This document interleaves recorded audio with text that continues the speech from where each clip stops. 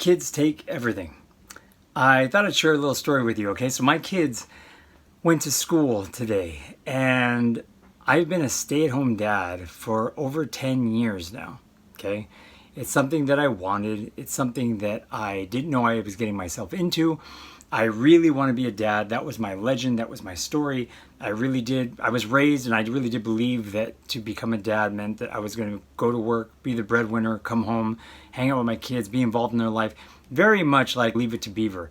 My dad was much more blue collar, but that's what he did for us in our life. And I figured I'd be doing the same thing, only I was the next level. I was going to be white collar, you know? And having a kid, following my heart, following my voice, doing everything, that's not the way it worked out for me. I ended up giving all of my time, everything. I ended up sacrificing even going to work. My wife was the one who went to work. I was the one who stayed at home. And I gained full-on knowledge of what it is to be a parent, of what it is to be a dad, a true dad, and what true love is, and how it doesn't really have to do with actually even blood or whether the kid shares your DNA. It's the love you put in and you spending time with them, years with them. So I have 3 kids, and today was the day that I sent them all off to school for the first time. I've always had one. Had the first one and spent my time with him. By the time I sent him off to preschool, the second one was born, so I was, raising the second one. Then when it came to the third one, the 2 boys were off in school, but our third one was there, so we were busy with her also. Just been busy all the time with this stuff. Like I said, over 10 years.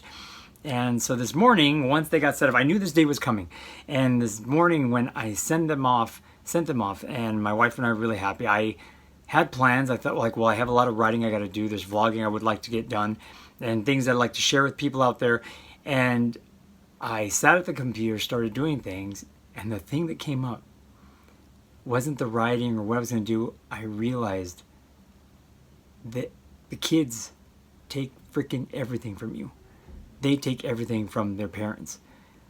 They took all of the space in my brain, my thinking, the way I do things. Okay, this is why. I'm sitting at the computer doing stuff. I'm like, okay, wait, where's this one? Because I got to make sure he's doing this and that. Are they doing this because I don't want, have they eaten yet? All of that gone. It's on autopilot, right? And it's going on in my head. And I just realized I don't have a freaking life. I haven't had a life in quite a long time. My life has been serving them, giving to them. And they just took and took and took, and they've been taking. And that's what this game is. That's what being a parent is. Okay? That's really what it is. 10 years, man, of a stay-at-home dad. My experience. This is really the truth. There are parents like me who completely love it, or who completely have been just like dove in. I have tons of energy. I have things on my channel that explain about health stuff, and people probably think, what's that have to do about being a daddy? That's how I have the energy to be a daddy. I've cleansed my body and done all of these things, and it's not to go out and be single and date or do any kind of different stuff or do, it's been 100% to give to my kids. That's what all of this work has been. And I've done it, and I've given it all. And there are a lot of parents I know who think that I'm nuts, or have given of themselves and given so that they're so exhausted that it hurts. So why do we do this? Why? If that's the truth, which I really do believe that is truth, is that when you actually finally have the time to yourself, you realize you gave everything to them, even this and this. Why do we do it? Because they gave me my life. They've given me everything that I have right now. And I want to explain this to you. So stay tuned and I'll explain why this rocks and why kids taking from you until you're completely exhausted can be really good for you. Stay tuned.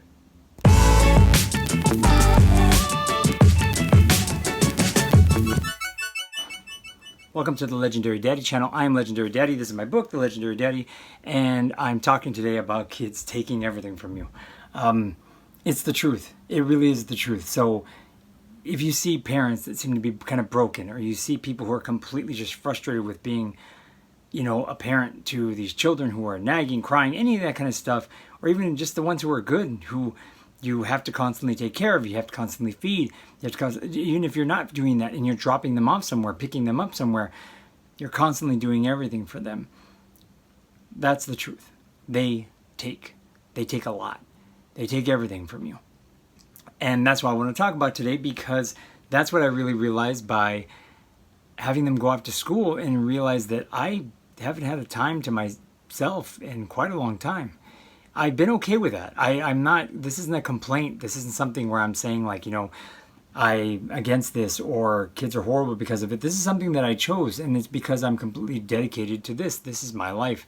Everyone has their passion. Everyone has their legend. I have my legend. My legend was to be a daddy. So I learned that and I understood that early on, so I give 100% to it. And I'm telling you, from birth, and my book, it's pretty much the timeline from the moment my wife went into labor until about 4 months. That in the book I explain about how it was my dream and it became my nightmare, because I didn't know what I was getting myself into. I thought it was going to be way easier than what it was. And that's from birth. After that comes toddler years, and toddler years are really tough. As a matter of fact, sometimes it gets tougher because they're moving around, running around, putting things in their mouth, trying to put things in other things, and dangerous stuff, and you have to be on them. You have to be always moving around. You have to be completely watching and caring for them. When they go to school, even when you hand them off to somebody else years later, whether it's preschool or another school, you get some time, but you actually have to make up for that time too by making sure that they understand the rules of school. The teachers, the people taking care of them, expect you to do your job as a parent too. You still don't get off the hook in terms of trying to feed them, making sure they go to bed on time, making sure they get to school on time. It doesn't stop. And then also there's the emotional wear and tear and your mental wear and tear in terms of hoping that they're okay in school, or if there's a problem at school, hoping that things get taken care of, realizing you can't be there for them. There's so much of it. It goes into kinder.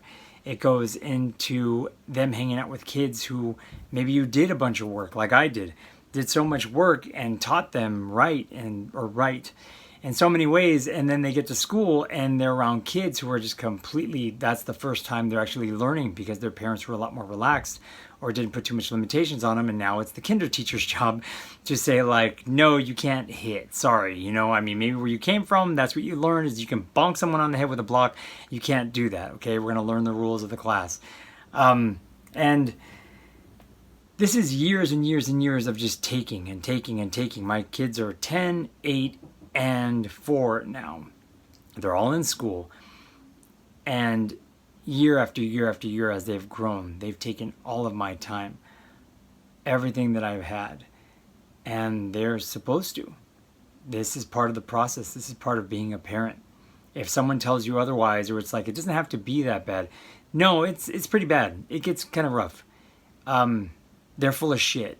Sorry, you have to admit that. If you go back to Growing Pains or Leave It to Beaver or The Cosby Show, even if you don't like Bill Cosby now, if you were to go through all these shows, you would see that that's the basis of their comedy. It's that raising a family is freaking difficult and exhausting and funny, and watching someone else go through all this torture, and that's pretty much what it is. I've seen a lot of parents who, as I've grown older, and worked with other kids and been at the parks and talked to other families, I've seen parents who are completely no, I need to step away. I'm not doing this, or I don't want this time with them, or, oh, wow, I have an open weekend. Send the kids here because I'm going here. And a lot of those parents feel really insecure around me, and usually they don't like me when they realize how dedicated I am. But the truth is, I don't care how much they're insecure or even a hater. I know what they're going through because I'm doing the same thing. That's where, a parent might want to do that with me, but it doesn't make sense to do that with them. If you're a parent and you're in this game and you're actually there, we're all doing it to our own different degrees. And I also don't hate on parents who completely need to get away because they might not have as much energy as I have. They might not be as dedicated. It might not be their legend. What the hell's wrong with that? Nothing's wrong with that. Maybe their legend is to start a Fortune 500 company or something, you know. I don't think that's my legend. I really do believe this daddy gig is really my legend. And I don't fight back with those parents. And when they don't like me or they don't want me around because they don't feel good about me, I understand them. I try to understand as completely as I can, and I always look and think, you don't know what the hell they're going through. You haven't walked a mile in their moccasins, and they might not have the energy. They might have done this because they wanted to be parents because they thought it was the right thing to do, and they're realizing this has nothing to do with freaking right thing to do. This is way different than that kind of deal. So don't criticize, you know, give them space. And if they ever need any help or any advice, give you advice. But always understand that this is kids taking from them and from me and from you, maybe if you're watching.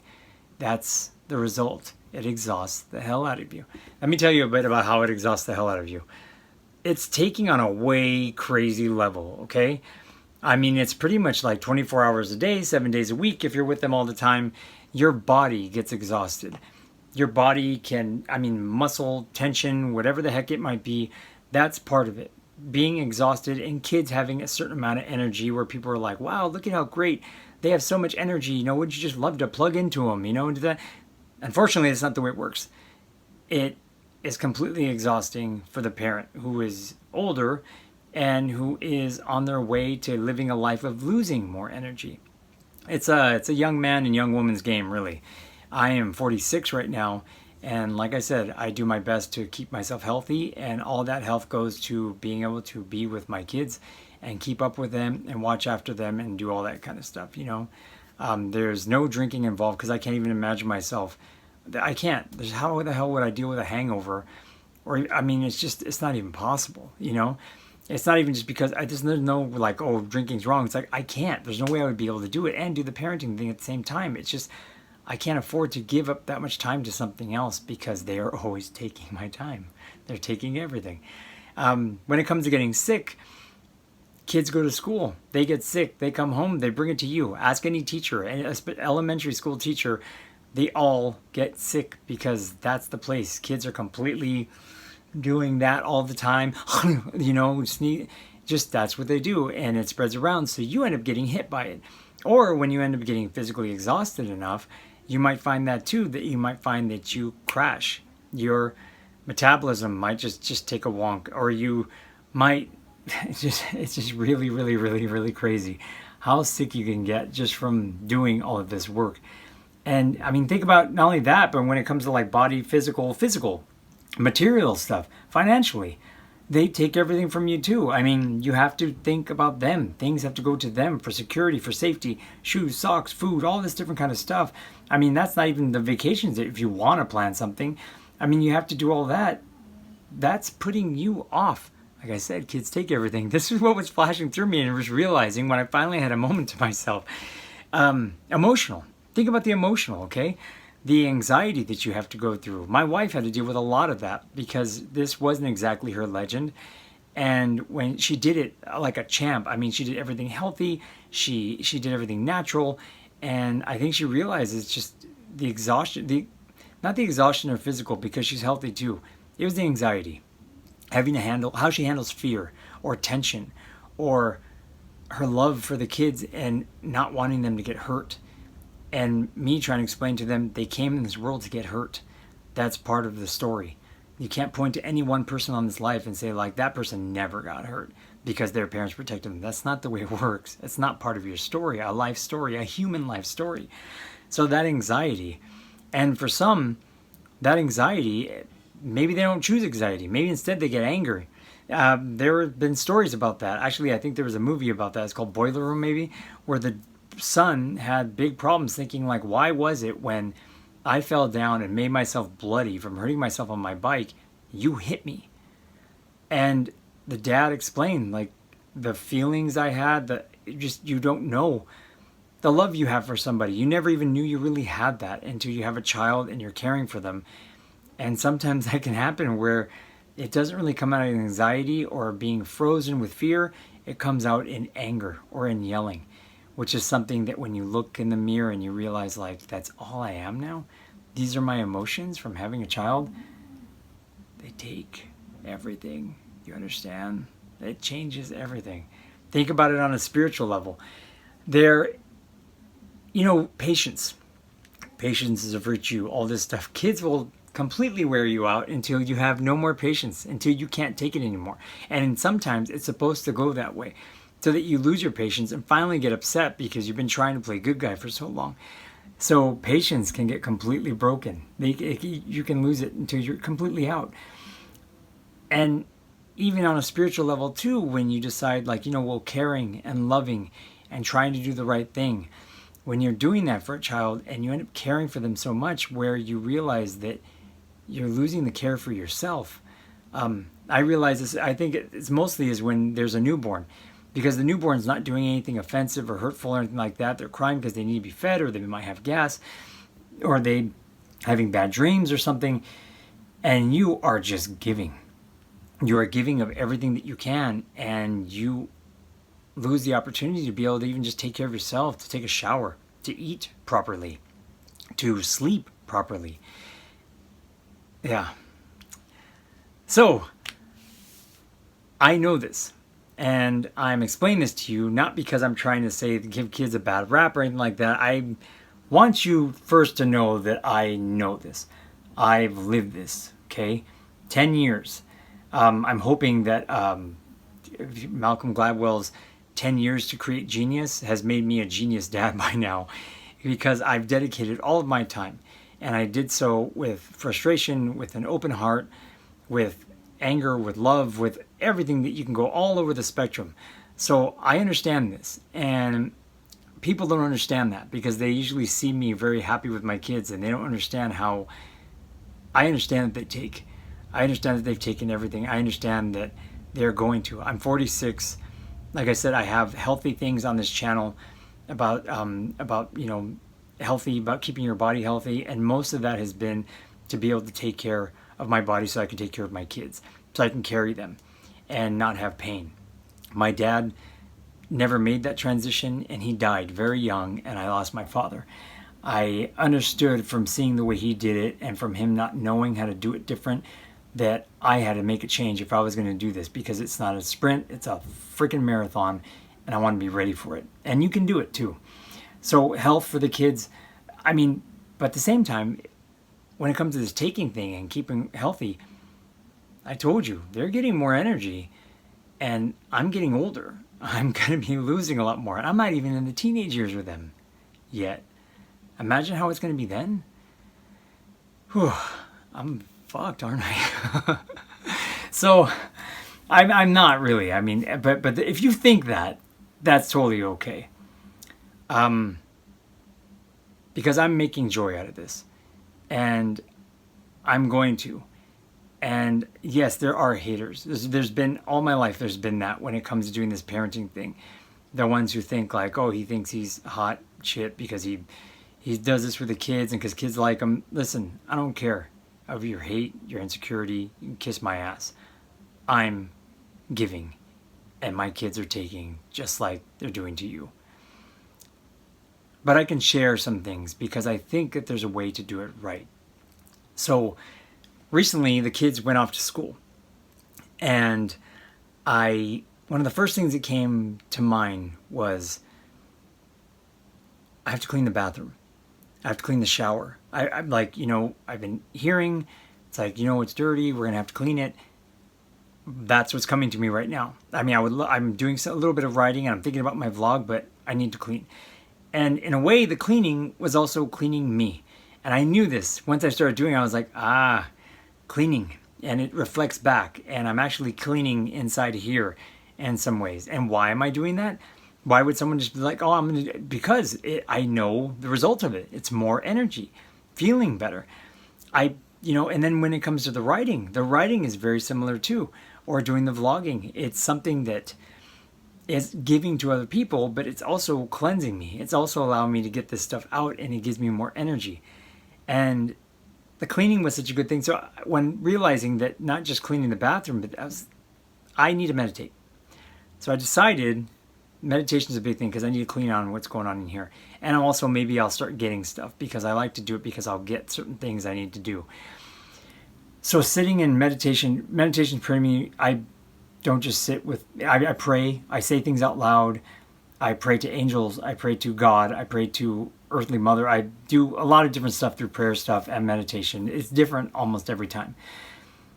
And in this prayer, when I got down and closed my eyes, put my headphones on, listened to some like just beats or some music that just like, meditation music, no words, no nothing, I felt completely grateful. I think I felt completely grateful because I just felt so filled with laughter and joy because of knowing and realizing how much of my kids have taken from the space in my brain and my heart and everything. I was so grateful. So that's one of the things that came up. Then I asked for cleansing. I thought, you know what? There's stuff on me from people who put stuff on me, from stuff I've put on myself. Not too bad. I know the consequences of that. So, but stuff that I do put on myself, I need to clean this off because I can get more energy out of that. And then I realized that I was completely happy. I felt this joy and I felt, you know what? This joy that you feel right now is something that not many people feel in life, not even especially at this time. We've seen it a lot and I've seen it. And you've invested. And that's the reason why you feel this joy. Because you didn't go for the short win. You went for the long haul.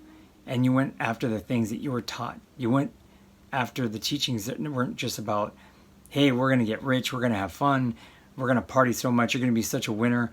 You went after the teachers who were saying forgiveness might be something you might want to think about. Or cleansing yourself, your mind, your body, your home. The heroes, my heroes, Buddha, Jesus, Muhammad, it's pretty much just, I realized, and I did that over years. And that's what I did for my kids. I gave for over 10 years now. And they gave back to me. Because that joy that I was sitting there and feeling was the joy that I know that had been built up from everything I gave. And they gave me so much back that I never even knew I was going to get. They gave me my story. They gave me my life story. They gave me the past 10 years of my life, which has been fun. It's been a lot of fun. I've made a lot of changes to adapt to them, but I never realized how much sometimes cartoons can make you feel great. Or pizza. Just getting, just pizza, getting so excited about pizza and these different things. And in my meditation, I realized, like I said, they do take. But think of how much you have. And that's what I want to leave with now today, with finishing this up, is that this parenting game is a higher level game, man. Like, if you want to go for the early level, the short win, or if you're on, the lower levels, that's okay. We all start there. You start as a kid and it's all about like how much toys you can get, or girls versus boys. Girls are them, boys are yay, or the other, or flip-flop it around, or this team or that team. That's a very young way of thinking. And as I've grown older, I've known that there are a lot of adults who still think that way. And when it comes to the parenting game, it can still be that way if you're still working from those lower levels. And doing it right is the higher levels. I mean, if you really think like, my next level is I want to meditate more, become, much more like follow the Buddha's teachings. You really want to get to that higher level of saint or sage, or the person who is really that great, like Mother Teresa or Buddha or Jesus or anything like that, be a freaking parent. No joke. This is the place to do it. Because this is exactly where you give everything to a person. You want to give to the poor? Give to your kid. Give them your time. Give them the lessons. Give them changes that you make in your own life so that they can have a better life. So they don't follow in your footsteps that you're already leaving behind for them, that you don't even realize, like, I can't erase some of the stuff that I've brought with me into this parenting life. You get rid of that shit then. You clean it. You clean yourself. That's the giving game. I put a chapter in my book. You can go to Amazon down below. There's a link for the Amazon book, and you don't have to even buy it. They let you read a chapter for free. Go in there, read The Giving Game.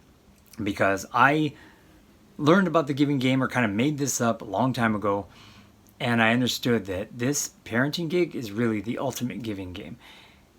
And I want to do a vlog on a book called The Slight Edge, because there's a lot of self-help books out there. I've read plenty of them, spent a lot of time reading all this different stuff. The Slight Edge was the one, was like, exactly, that's the one I believe in.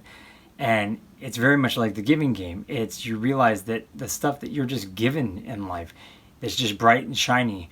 Over time, it kind of curves down and slopes in terms of like the positivity or the happiness that comes with it is kind of, but the stuff that you really want that comes with difficulty, frustration, just people blocking you and saying you suck, you can't do it, the more you fight for it, over time, that's the winning edge.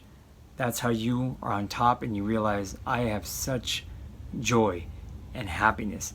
And the reason why is because of all of the work I did, because of the story that I created in my life. And I think you got to know that, because if you can know and understand firsthand that children take, you can understand that there's a lot that you can do in this. So even on that power versus force scale, I would say that doing parenting can be anywhere up and down that thing. But on the lower levels, it's the gimme game, or I need more time, or I can't do this, or I have no energy, or you're taking from me. It's all that bickering stuff. The higher levels there, that's the true giving game. That's where it's just like love, understanding, thought, teaching, growing, joy, complete joy. And in meditation, I saw that. I saw my firstborn son, Santiago, and I remembered when I took him to school as a preschooler, and how I'd already prepared myself and cried before it happened, but when I did it, I walked away and I was like, oh geez, that was really tough. And then I thought about how this morning I walked my daughter off, 4 years old, going into transitional kinder. And I just thought, man, I'm so much wiser now, understanding. I know there's not even really a reason to cry, because I know that she's going to have a great adventure at school and she's going to have fun. If she cries, I understand why, but I do know that this is a great thing. This is what gave Santiago all of his stories, and Elijah all of his stories.